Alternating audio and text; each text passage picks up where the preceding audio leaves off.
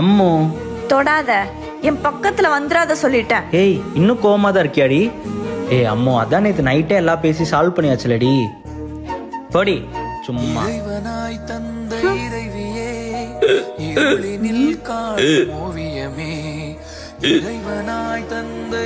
என்ன, என் மேல இருக்க கோவம் போயிடுச்சு போல? அப்ப எதுக்கு தண்ணி கொண்டு வந்து கொடுத்தியா? ஏய் குறி குறி, பக்கத்துல படுத்தா அதுக்கு ஏதாவது சண்டை போடுவா. எதுக்கு வம்பு? தள்ளியே படுப்போம். சேச்சே, தெரியாம கை போட்டிருப்பா.